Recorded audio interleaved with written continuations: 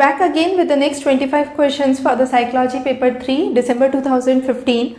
Now, there were two questions this time which were asked on attitude scale. So, based on this year paper, we can say there are few topics that are very important. One is the DSM manual, the intricacies of DSM. Then you have the attitude scales and the recent papers or recent researches in the field of psychology.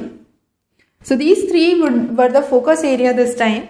Now, this question says, so when we talk about the paired comparison scale, let me simplify it. So, you have three items A, B and C. What I am trying to do, I am trying to pair those. So, A, B, A, C, then you have B, C and so on would be the various pairs. So, what we are trying to do here is, the best way I could do is, if the data is small, but if I have number of items, if I say I have 35 items, if I keep on creating the pairs, it would be kind of unmanageable. So it is not suitable for large scale attitude scales. That's a correct statement first of all.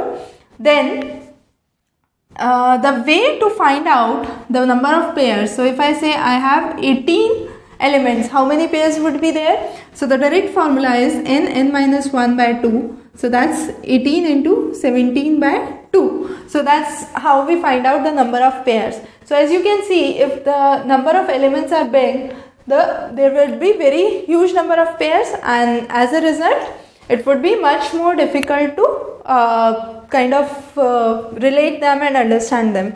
So this is correct, but it is independently correct. The next is, for computing scale values, paired comparison method uses Thurston law of comparative judgment. This again is a correct statement, but this does not explain the assertion. So you have both assertion and reason is correct, but reason does not explain the assertion. Next question. You have the following, which of the following are found to be significant factor in educational achievement? So when we talk about educational achievement, what is important? I can say the teacher-student ratio is important. Usually in the schools these days you have, there is one teacher per 20 students, so that's considered a good ratio. So we definitely focus on teacher-student ratio as a part of educational achievement. Then rehearsal and practice is must for good attainment. And finally you have the environmental simulation. So if you create a similar kind of environment to promote studies or growth, that would be very beneficial in achievement for educational studies. But medium of instruction is irrespective. If I am trying to explain this concept in English or in any other language, that won't matter unless and until a child can comprehend that. So that won't definitely affect the educational achievement. So the correct answer would be A, C and D. That's 3. Next question. Now this is again a question on attitude scale. This is very important from the point of view that lot of students got confused in this question, whether this question talks about unidimensional scales or multidimensional scales. If you consider that way, all these four are unidimensional scales, while the example of multidimensional would be the semantic scale by Osgood. So this question is intendedly given to confuse students. Now what is asked here is, which of the following method is more likely to yield a multidimensional attitude scale? So it's asking about which can yield a multidimensional attitude scale most likely among all these. So if I talk about these three take the test on a single scale, but paired comparison takes the scale on a single scale, but what is done here is pairing. As a result, initially it was meant just for single scale, but due to complexity of human behavior, it was considered as a multidimensional in nature, because if I am talking about some product, we can talk about the price, the packaging, the quantity and so on. So you have various parameters that you are assimilating in this. So the correct answer here would be paired comparison method. Next question. When is aspiration a method of choice to make lesion? Now first of all, a lot of students were not familiar with what is aspiration. Aspiration is not the general meaning as we know about the word aspiration. Aspiration here is a medical terminology that is used And aspiration refers to burrowing or drilling a hole, I could say burying a hole into the part of the body. It's a kind of very small procedure, does not take long, and by burrowing it takes out the lesion from there. So you have a lesion here. So that is one of the methods. The other method is excision. Excision is an open wound. So aspiration is usually cannot be used in deeper areas of brain, because if you will burr a hole so deep, a person cannot survive even. So deeper areas cannot be the answer. The correct answer will be the cerebral cortex or the cerebral hemisphere of the brain. And this is one of the recent studies, some of the recent researches, recent papers that have been referred to. Next question, you have to find out the correct order of turning default female sex of the fetus in the fetus into male. So first of all, there should be presence of a Y chromosomes. Once there is a presence of Y chromosomes, the gene produces the SRY protein. This leads to development of testes, which releases testosterone, which masculinizes the Wolffian duct and finally defeminizes the fetus. So the correct order would be B, A, D, C and E, E and C. Okay, so E and C, I could say we cannot say exactly what would be the what happens before and what happens after. So, but here the correct answer would be A, 1. That's this. Next, a psychologist was administering a projective test which involved a word association task. She nodded every time when a plural word was given by the respondent. Now this is a behavior which is known as selective reinforcement. So under selective reinforcement, what happens? There is increase in the probability of one behavior, or you are trying to increase, I could say, the occurrence of a desired behavior. So if she considers the response to be desirable, she would increase the behavior by nodding her head or giving a smile. So that's an example of selective reinforcement. Next question. You have the personality test and the various scales. So MMPI measures the lie scale, the faking good and bad scales, and the K scales. MCMI talks about the V scale, X scale, Y scale and Z scales, which talk about the various factors. Then you have the TAT test, which talks about the needs and the presses. And finally, the Roche's-Ing plot, which does not usually is a kind of projective test, which is known as, where the scoring is known as populars. So these are the correct matches for this question. Next question. GF and GC correlate positively with each other at a moderate magnitude. That's correct. Now we already have discussed one question on Cattell's intelligence. This is the second question. Cattell used second order solutions for identification of GF and GC were oblique. Now the factor rotation says there can be either oblique or orthogonal. So oblique is usually for the first and the second order factors.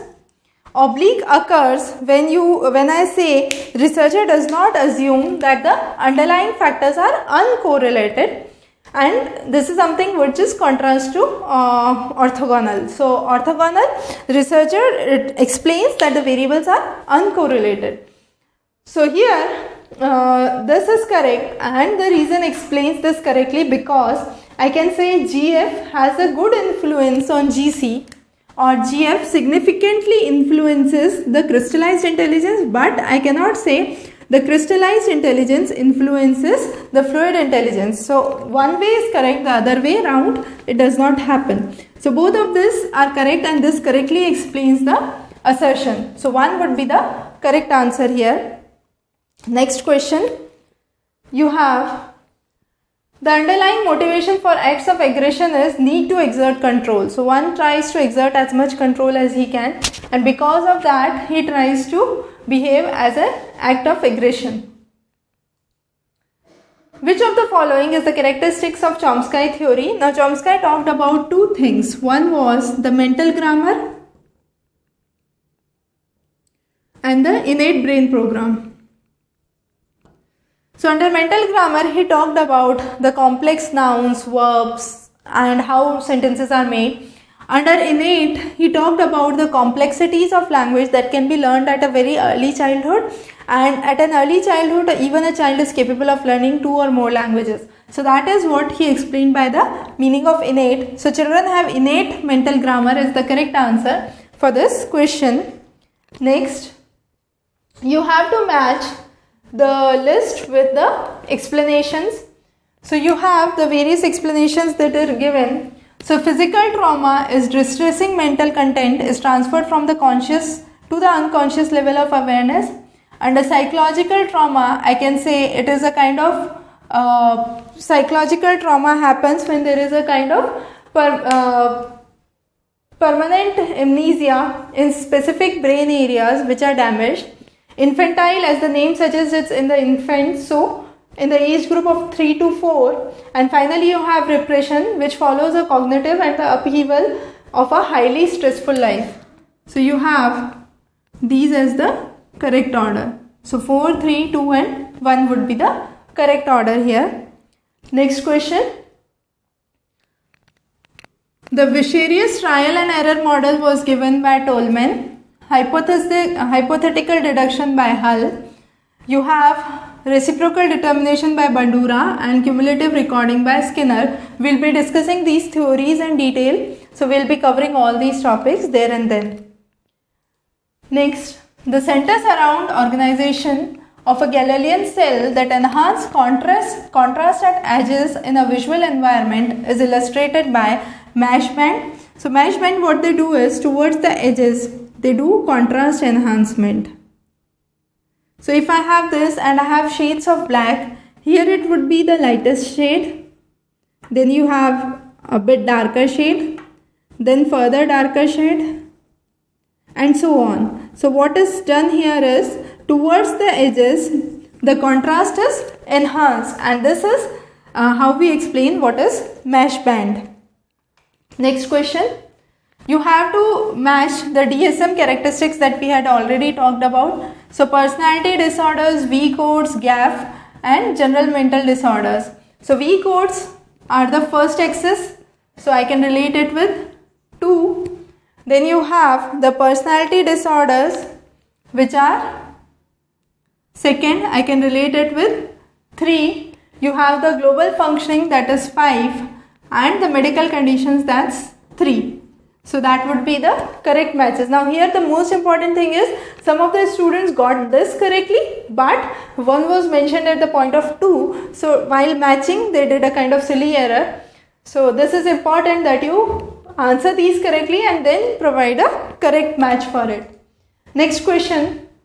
Growth needs in ERG theory are represented by various needs in the Maslow's model. Now to answer this question, I'll move to the next slide just for the answer. Here the answer would be 4. The next slide, here you can see we are comparing the Maslow's model and the Adolphus need hierarchy model. So as you can see, the growth here includes the self-actualization and esteem by Maslow. Relatedness relates to belongingness, and existence talks about the safety and physiological needs. So you have the comparison of both the models, and based on this you can answer the question directly. So you have growth, which talks about self-esteem and self-actualization and esteem. Now the Bloom's taxonomy model.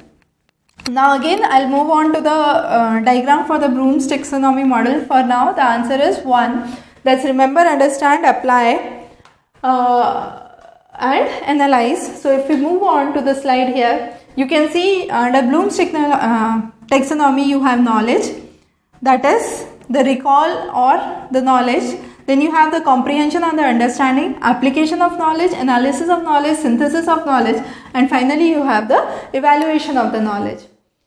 The next question is, failure to develop consistent identity results in. Consistent identity means I behave in a similar manner wherever, however I am. So if that does not happen, what will be there? There would be kind of role confusion. Okay, if I am in front of my parents, I have to behave like this. If I am in front of my family, I have to behave in a certain manner. So that's a kind of role confusion. Now there are other issues. If I talk about role isolation, it's failure to develop intimacy. So then person becomes isolated. Then if there is a failure of creativity, there would be kind of stagnation that would occur.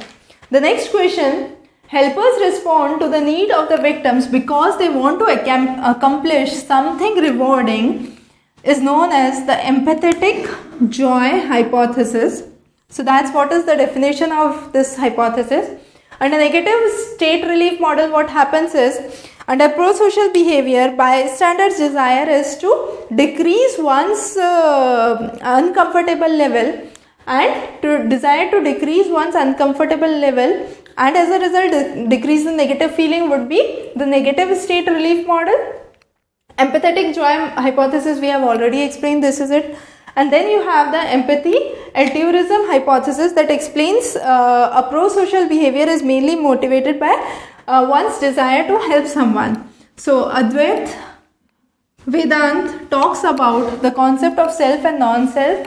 So it talks about the various philosophies of the Indian philosophy, the Trigun philosophy. So it talks about everything is same, so it does not distinguish between self or non-self, about human and society or human and nature. So all of these three would be the correct answer. We will be covering this in detail when we will be dealing with the Indian philosophy section of the psychological aspects.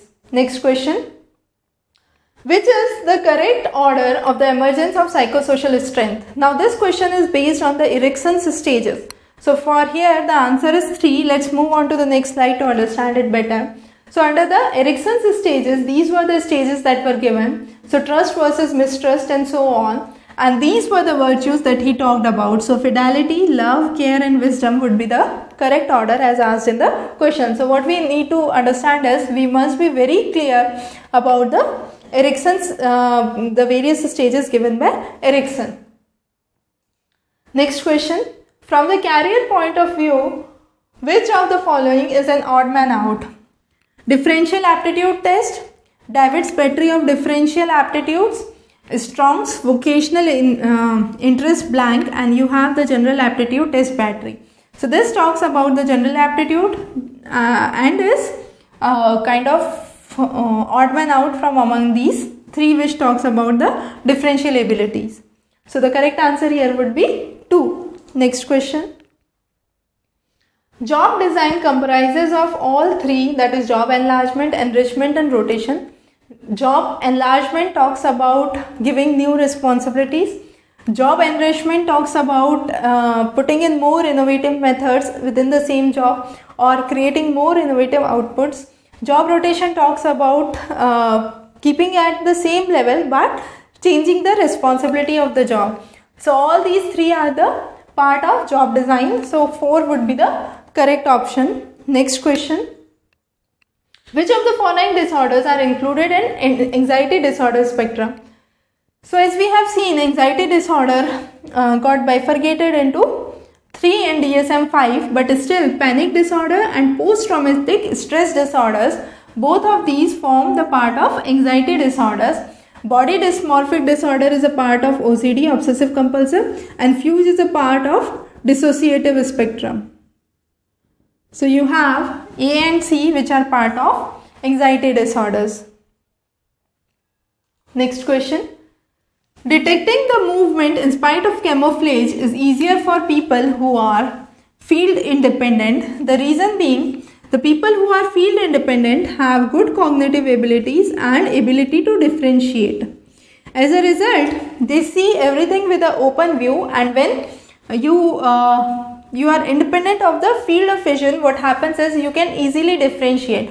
Even if within the region there is a chameleon which is of the same color as the surrounding, you will be easily able, a person who is field independent would be easily able to distinguish that, while a person who is dependent on the field or the surroundings will not be able to distinguish the same.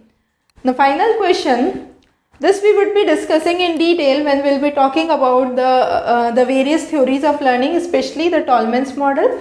So Tolman gave the concept of latent learning, but here what is asked is about one of the less known concepts given by Tolman, which was latent extinction. So as you can read here, this exemplifies an example of latent extinction. Latent extinction talks about decrease in the response of a behavior due to non-reinforcement of an object in the goal box. So what happens here, there is weakening of conditioned reinforcers. As a result, you have the correct answer here as 4. We'll be covering this in detail in a further class which we'll be taking on Tolman. So with this we cover the 50 questions for paper 3 Psychology, December 2015. We'll be covering further 25 questions in the next lecture. You can subscribe to Exam Race channel for any further updates. Have a good day.